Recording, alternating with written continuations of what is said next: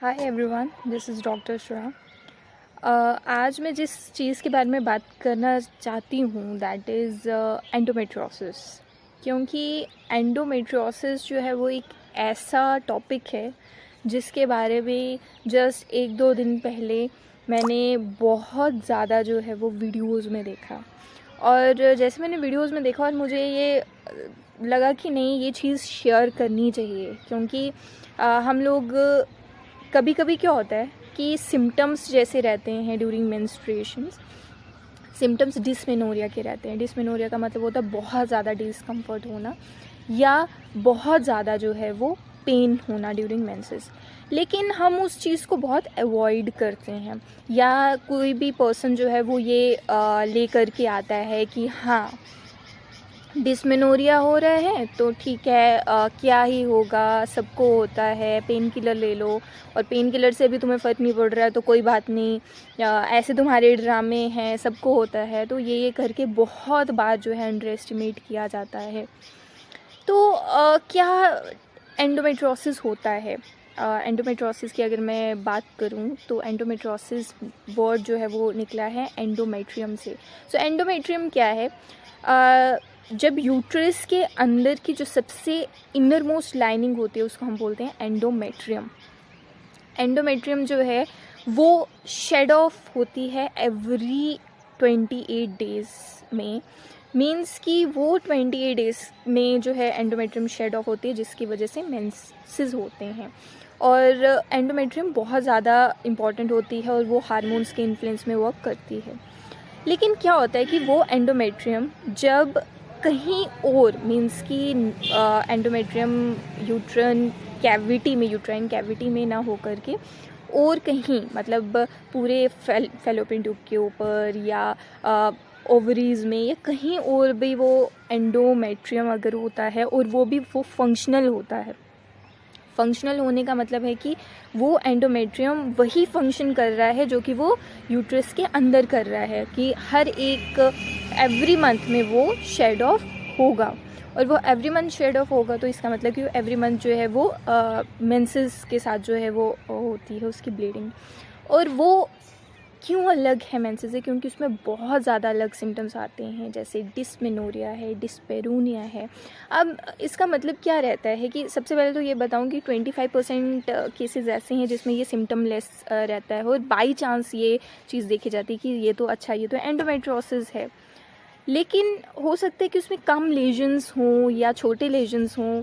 और कभी कभी क्या होता है कि वो लेजन्स जिस जगह पे रहते हैं, जैसे कि अगर वो लेजन्स जो हैं वो ओवरीज के ऊपर है, अगर लेफ़्ट ओवरी में है तो लेफ़्ट ओवरी में बहुत ज़्यादा पेन हो रही है, अगर वो राइट जगह है तो राइट में बहुत ज़्यादा पेन हो रही है, मतलब बहुत ज़्यादा पेनफुल मेंसेस होते हैं। और ये नॉर्मली मेंसेस की तरह डिस्मेनोरिया नहीं रहता, ये बहुत ज़्यादा एक्सेस में पेन रहती है। इसके अलावा और सिम्टम जो हैं वो इसमें डिस्मेनोरिया के साथ साथ एबनॉर्मल मेंसेस रहते हैं, एबनॉर्मल साइकिल्स रहते हैं, और डिस्पेरोनिया रहता है। डिस्पेरोनिया का मतलब होता है कि ड्यूरिंग सेक्सुअल लाइफ जो है वो मतलब ख़राब हो जाती है उसकी वजह से। और पेल्विक पेन रहती है, एब्डोमिनल पेन रहती है। और इसमें जो ओवरऑल आप बोल सकती हो कि पेशेंट बहुत ही ज़्यादा जो है अनकंफर्टेबल रहता है एंडोमेट्रोसिस के कारण। और ये ईज़िली जो है वो डिटेक्ट होता नहीं है, क्योंकि इसके बारे में पहले तो नॉलेज नहीं रहती है लोगों को, पेशेंट्स को या लेडीज़ को नॉलेज नहीं रहती है। ये बहुत कम जो है मेडिकल स्टूडेंट होगा अगर कोई, तो ही इस चीज़ को समझ पाता है। तो इसके और क्या क्या जो है वो इन्वेस्टिगेशंस हो सकते हैं। तो इसके इन्वेस्टिगेशंस में जो पहला इन्वेस्टिगेशन है वो है कि अल्ट्रासाउंड। अल्ट्रासाउंड में डिटेक्ट हो जाता है, लेप्रोस्कोपी में डिटेक्ट हो जाता है, जो डायग्नोसिस के लिए लेप्रोस्कोपी की जाती है उसमें डिटेक्ट हो जाता है। और इसकी अगर हम देखें एब्डोमिनल एग्जामिनेशन में तो कुछ खास पता नहीं चलता है, कुछ खास ऐसे नहीं लगेगा कि नहीं ये पेन किसकी वजह से हो रहा है, पता नहीं लगता है। और अगर हम इसकी ट्रीटमेंट की बात करें तो ट्रीटमेंट में अगर जर्नल लूँ तो या तो मेडिसिन्स और या तो सर्जरी। मेडिसिन्स में जो चीज़ यूज़ की जाती है वो मेडिसिन्स यूज़ की जाती है जैसे एंडोमेट्रियोसिस की अगर मैं मेडिसिन्स की बात करूं तो उसमें जो मेन फार्मूला या रहता है वो रहता है सूडो प्रेगनेंसी या सूडो मेनोपॉज का।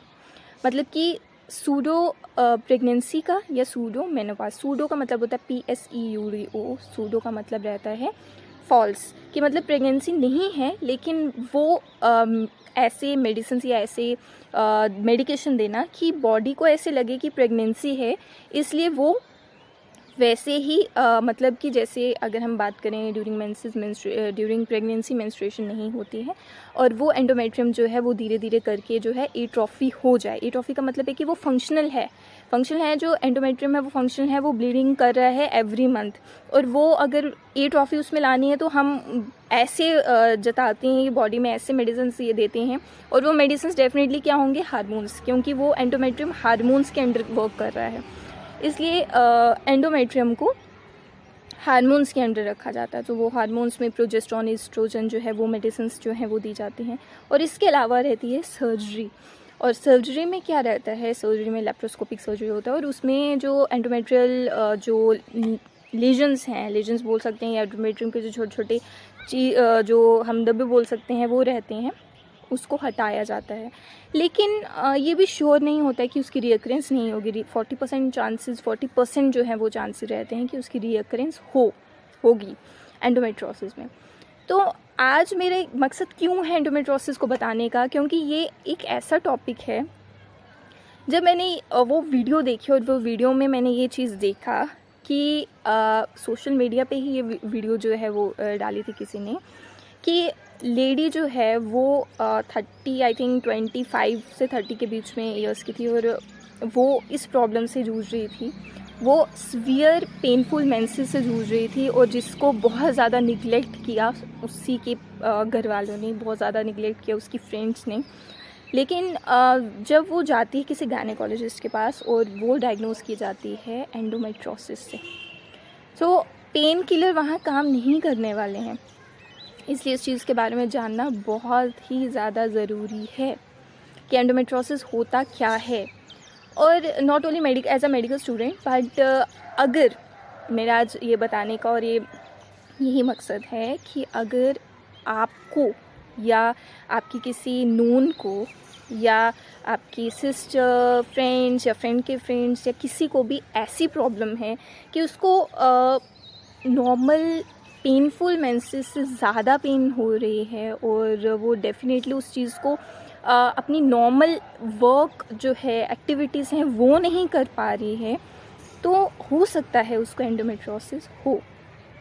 और एंडोमेट्रियोसिस जो है, कभी कभी क्या होता है कि एंडोमेट्रियोसिस के साथ साथ जो है वो देखा जाता है कि इनफर्टिलिटी हो गई है, या कभी कभी इनफर्टिलिटी से एंडोमेट्रियोसिस हो रहा है, क्योंकि पता नहीं चलता है, क्योंकि अगर सिम्टम्स नहीं है तो वो पता नहीं चलता। कभी कभी इनफर्टिलिटी की जब इन्वेस्टिगेशन कर रहे होते हैं तब पता चलता है अच्छा इसको तो एंडोमेट्रियोसिस है, और कभी कभी एंडोमेट्रियोसिस का चल रहा है तो पता चलता है कि इसके कारण ही जो है इनफर्टिलिटी रह रही है, मतलब फर्टाइल नहीं है लेडी, या उसको कंसीव नहीं हो पा रहा है। अगर हम बात करें कि एंडोमेट्रियोसिस की, कि इसके बारे में अगर आप देखते हो कि आपके आगे पीछे कोई ऐसी लेडी है या कोई ऐसी गर्ल है जो कि नहीं इस चीज़ को झेल पा रही, उसके वर्क पे असर हो रहा है, उसकी पढ़ाई पे असर हो रहा है, ड्यूरिंग मेंसेस बहुत ज़्यादा फटीग उसको फील हो रही है, उसको बहुत ज़्यादा पेन फील हो रही है, उसको कहिए या बोलिए कि आप अपने गायनेकोलॉजिस्ट के पास एक बार होके आइए।